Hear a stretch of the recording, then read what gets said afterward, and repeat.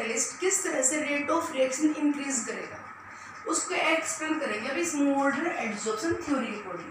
तो heterogeneous catalyst rate of reaction increase कैसे करता है, इसको एक तो बताया गया सेम कि एक्टिवेटेड कॉम्प्लेक्स थ्योरी के अकॉर्डिंग कि हेट्रोजेनस कैटलिस्ट क्या करता है, अपने आप को रिएक्टेंट के साथ कंबाइन करके और ऑलवेज क्या करेगा, provide a path of low activation energy. कि पाथ मान लीजिए ये था तो कैटलिस्ट ने पाथ ये वाला प्रोवाइड कर दिया और इसलिए रेट ऑफ रिएक्शन की हो जाएगी इंक्रीज। तो एक तो सेम है वही इंटरमीडिएट कॉम्प्लेक्स फॉर्मेशन थ्योरी। दूसरी मॉडर्न एडजॉर्प्शन थ्योरी क्या बताती है कि हेट्रोजेनस कैटलिस्ट है, कैटलिस्ट ऑफ सॉलिड स्टेट में हमेशा कैटलिस्ट ऐसा सिलेक्ट किया जाता है एक पर्टिकुलर रिएक्शन के लिए, एक ऐसा सॉलिड सरफेस प्रोवाइड किया जाएगा रिएक्टेंट्स के लिए on which reactants have the strong affinity for the adsorption. For example on the surface of iron nitrogen gas and hydrogen gas have the strong affinity for adsorption, means these gases have the strong affinity, a strong attraction towards the iron surface। तो यहाँ पे step by step बताइए कि हमेशा एक ऐसा surface provide करवाया जाएगा एक पर्टिकुलर रिएक्शन के लिए जिस सरफेस पे रिएक्टेंट्स अपना अट्रैक्शन शो कर सके, ताकि वो सरफेस प्रोवाइड करते रिएक्टेंट उसकी तरफ खींच आए और वो एडसॉर्ब होने लग जाए। तो first diffusion of the reactant, diffusion of reactant toward the surface, towards the solid surface। जैसे नाइट्रोजन हाइड्रोजन जो भी यहाँ बेटा रिएक्टेंट है वो जैसे यहाँ पे आपके एडसॉर्ब होंगे, जैसे यहाँ पे एडसॉर्ब होंगे, एडसॉर्प्शन होते बेटा पहली बात तो यहाँ पे क्या होगा, जैसे एडसॉर्प्शन होगा some heat produce, we know adsorption is exothermic process. Adsorption कैसे प्रोसेस है, एक्सोथर्मिक। तो जैसे इन गैसेस का एडजॉर्प्शन होने लगेगा हीट प्रोड्यूस होगी, ठीक।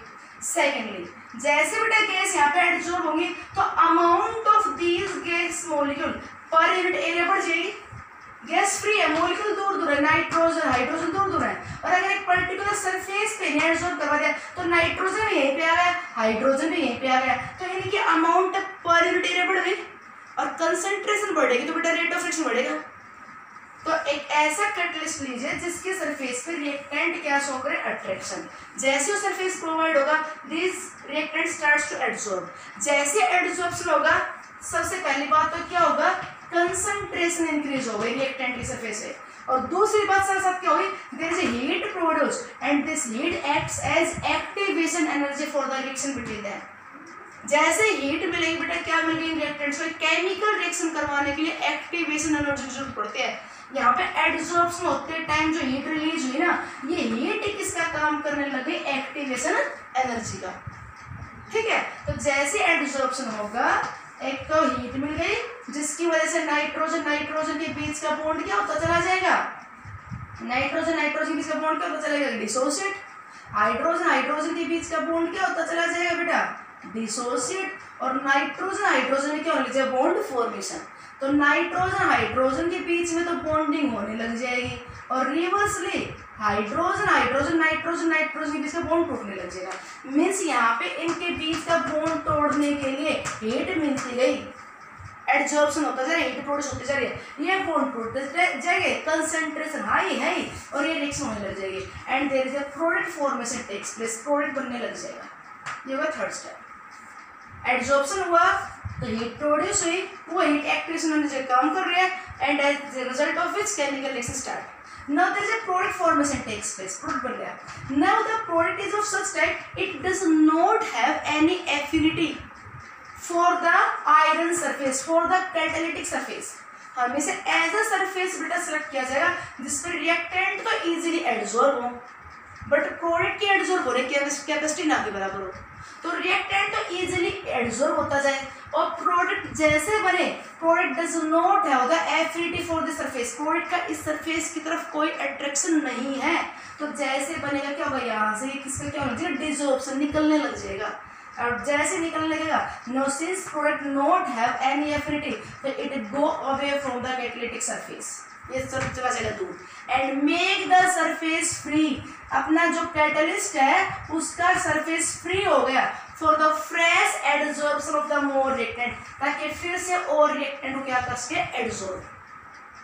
एडजॉर्प्शन थ्योरी क्या बताती है? रिएक्टेंट इजीली एडजॉर्ब होंगे, एडजॉर्ब होते ही हीट प्रोड्यूस होगी, रिएक्शन स्टार्ट हो जाएगी, प्रोडक्ट बनेगा, product not have the affinity for the surface, product बनेगा, बनते ही क्या होने लगेगा? उसका डिसॉर्प्शन। अब यहाँ पूछ लिया जाता है कि what is the role of adsorption in heterogeneous catalysis. ध्यान सुनना, what is the role of adsorption. तो बेटा वहां पे आप क्या लिखोगे कि adsorption is responsible first of to increase the concentration of reactant on the surface.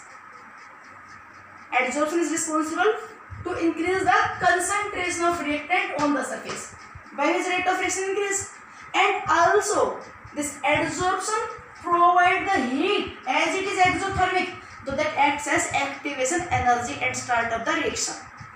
ये तो है adsorption का role. What is the role of desorption? Desorption का क्या रोल है? प्रोडक्ट बन गया अमोनिया, किसी बन गया पेनिसिलिन, तो अगर डिसॉर्प्शन ना हो तो क्या दिक्कत होगी? Desorption makes the surface of catalyst free. Desorption makes the surface of catalyst free for the fresh adsorption of the more reactant, ताकि बेटा ये और reactants को अपने surface में क्या कर सके? Adsorb.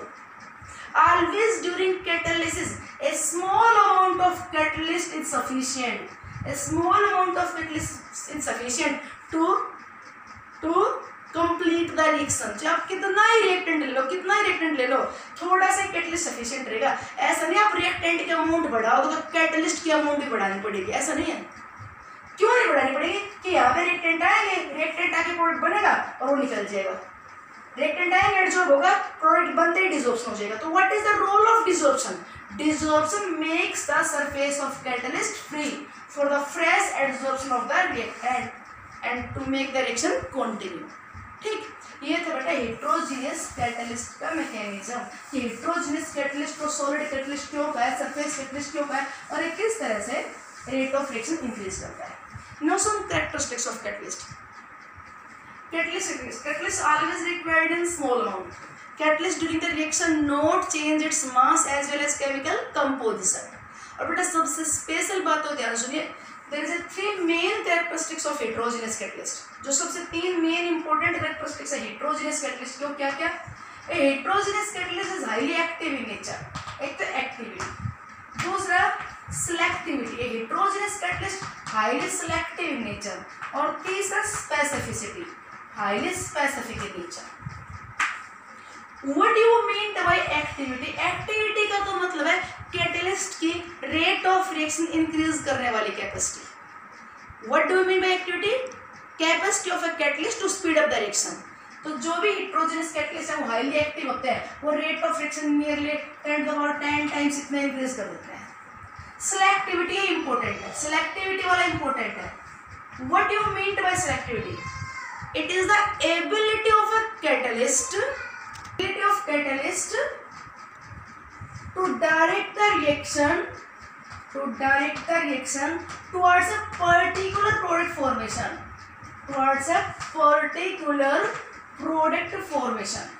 selectivity means capacity of a catalyst, ability of a catalyst to direct reaction towards a particular product formation. इसका मतलब क्या बेटा, कई बार एक ही रिएक्टेंट से अलग अलग प्रोडक्ट बन जाते हैं। कौन सा प्रोडक्ट बनेगा वो डिपेंड करता है कैटलिस्ट कौन सा यूज कर रहे हैं। बड़ा इंपॉर्टेंट एग्जांपल ध्यान से देखना। For example carbon monoxide and hydrogen, these react together, these can form the methane, these react together can form the methanol, these react together can form the formaldehyde। बड़ा दोनों react करके methane, methanol, formaldehyde तीनों में convert हो सकते हैं। अगर catalyst use करता है कॉपर तो फॉर्मल्डिहाइड बनता है, अगर कैटलिस्ट यूज करता है निकल तो बेटा मीथेन बनता है, और अगर कैटलिस्ट यूज करे क्रोमियम ऑक्साइड जिंक ऑक्साइड का मिक्सर तो मिथेनॉल बनता है। तो यहाँ पे कैटलिस्ट की एबिलिटी है कि कैटलिस्ट ना वो एक रिएक्शन को पर्टिकुलर प्रोडक्ट की तरफ लेके जा रहा है खींच के, कि अगर आप ये रिएक्टेंट इसकी प्रेजेंस में रखोगे तो मिथेन ही बनेगा, अगर ये रिएक्टेंट इसके प्रेजेंस में रखोगे तो मिथेनॉल ही बनेगा। तो catalyst is highly selective in nature, means अगर आपने ये कैटलिस्ट सिलेक्ट किया तो प्रोडक्ट यही बनेगा, दूसरे ये दोनों प्रोडक्ट नहीं बनेंगे। तो what you mean by selectivity? Ability of catalyst towards a particular product formation. उल्टा रिवर्स दे देते क्वेश्चन कि by the four combination of these two in the presence of copper formaldehyde is form, where in the presence of आपको दिया मिलेगा nickel methane is form which nature is reflected by this example of catalyst. कौन सा nature reflect हो रहा है? तो बेटा यहाँ पे लिखो तो सिलेक्टिव नेचर, कि कैटलिस्ट है वो सिलेक्ट कर रहा है कि प्रोडक्ट क्या बनने वाला है। ठीक है, तो इस कैटलिस्ट को यूज करके हम इन दोनों से मीथेन नहीं बना पाएंगे। सेम इस कैटलिस्ट को यूज करके हम इन दोनों से मीथेन फॉर्मल्डिहाइड नहीं बना पाएंगे। ठीक है, अच्छा सेम ऐसे ही पढ़ते हैं हाइड्रोकार्बन में alkynes upon hydrogenation in the presence of nickel platinum convert to ethane। Ethyne से इथेन, इथेन से इथेन बन जाएगा। और बेटा यही हाइड्रोजनेशन अगर लिंडलर्स कैटलिस्ट की प्रेजेंस में करवाई जाए, अगर यही लिंडलर्स कैटलिस्ट की प्रेजेंस में करवाई जाए तो यहाँ पे पॉइजनिंग कर दी जाती है सल्फर से। यहाँ पे प्लेटिनम बेरियम सल्फेट पे डिपोज करके और पॉइजन बाय सल्फर, यहाँ पे लिखा होगा सल्फर पॉइजनिंग कर रहा है, मतलब सल्फर की वजह से इस कैटलिस्ट की एक्टिविटी डिक्रीज हो चुकी है। पॉइजन जो कैटलिस्ट की एक्टिविटी वो कम करता है, तो दिस पॉइजन बाय सल्फर यहाँ पे एक्टिविटी होगी decrease. Now in the presence of this only it reduce up to alkene, अब ये सिर्फ अल्कीन स्टेज तक रिड्यूस होगा। तो इसका हाइड्रोजनेशन होके एल्केन बन सकता है, एल्कीन बन सकता है। कौन सा बनेगा ये कौन डिसाइड कर रहा है, कौन सिलेक्ट कर रहा है? कैटलिस्ट। लिंडलर्स कैटलिस्ट लोगे तो ये बनेगा, ये लेंगे तो ये बनेगा। और यहीं पे अगर हम सोडियम इन लिक्विड अमोनिया डाल दें तो बेटा एल्कीन ही बनेगा, पर फर्क क्या है, यहाँ पे जो एल्कीन बनेगा वो ट्रांसफॉर्म होगी और यहाँ बनेगा वो सिस फॉर्म होगी। तो सिलेक्टिव नेचर होगा कि इन दोनों का हाइड्रोजनेशन होके जो एल्कीन बन रहा है वो ट्रांस है सिस है, ये कौन डिसाइड कर रहा है? यहाँ पे कैटलिस्ट। तो catalyst is highly selective in nature and also highly specific in nature. Specific मतलब एक पर्टिकुलर रिएक्शन के लिए, सेम ही बात है सिलेक्टिव स्पेसिफिक, एक पर्टिकुलर रिएक्शन के लिए हमने बता दिया कि for this reaction let the catalyst with C। Now the same catalyst C can not be used to catalyse the another reaction. मान लीजिए कैटलिस्ट हाइड्रोक्सिलेज, तो वो हाइड्रोलाइसिस ही करवाएगा, वो ऑक्सीडेशन या रिडक्शन नहीं करवाएगा। ऑक्सीडेज तो ऑक्सीडेशन ही करवाएगा। तो catalyst is highly specific in nature. Specific के लिए वर्ड बेटा लॉक और की भी यूज कर लेते हैं कि पर्टिकुलर लॉक की एक फिक्स की है, उसकी को यूज करके हम उसी लॉक को ओपन या क्लोज कर सकते हैं, दूसरे लॉक के लिए यूज नहीं हो सकती। सेम एक कैटलिस्ट एक पर्टिकुलर टाइप ऑफ रिएक्शन के लिए यूज होगा, सेम कैटलिस्ट दूसरे टाइप ऑफ रिएक्शंस के लिए अप्लाई नहीं हो पाएगा। तो catalyst is highly specific in nature. ठीक, now two main classes of catalyst, one is the enzyme. Enzyme क्या होता है? दूसरा बेटा जियोलाइट। एक कैटलिस्ट के एग्जांपल है, कैटलिस्ट के एग्जांपल एंजाइम और दूसरा जियोलाइट। एंजाइम्स क्या होते हैं? Enzymes are the biocatalyst.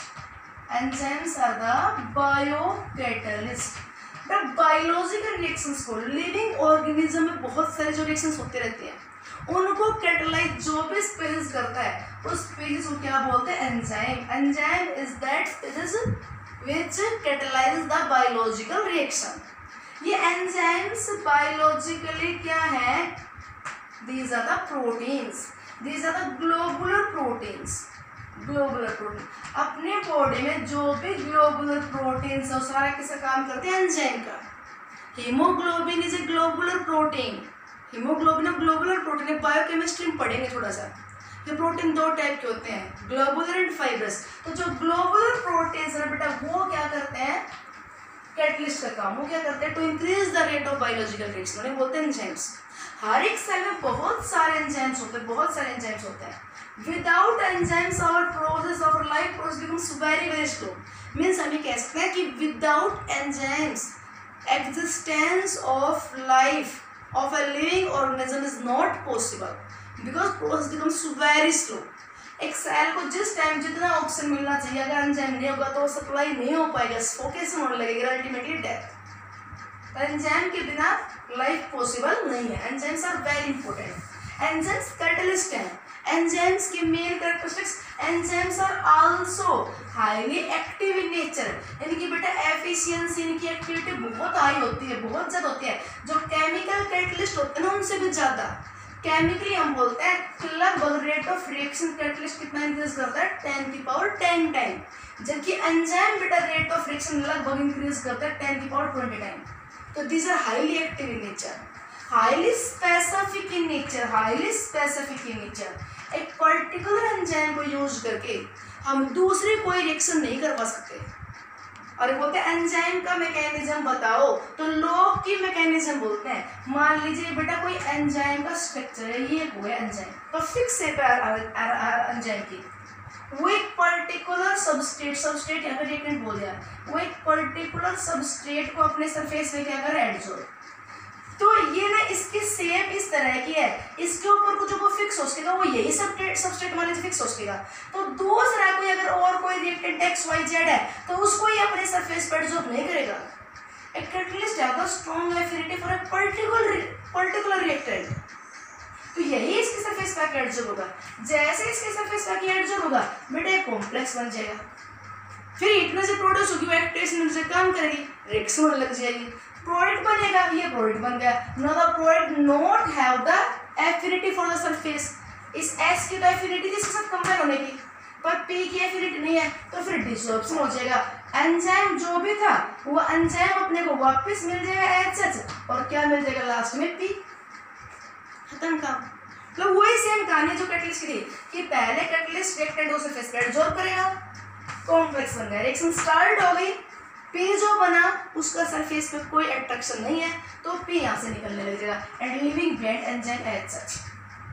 तो ये हाईली स्पेसिफिक इसीलिए बोलते हैं that works like to lock की मैकेनिज्म, कि पर्टिकुलर लॉ के लिए फिक्स की यूज हो सकती है। उसी तरह से एक पर्टिकुलर एंजाइम एक पर्टिकुलर रिएक्टेंट को ही कैटलाइज करेगा, दूसरे को नहीं करेगा। मान लीजिए फॉर्मूले C12H22O11 प्लस में H2O, यहाँ पे बेटा बन गया glucose and fructose, glucose and fructose.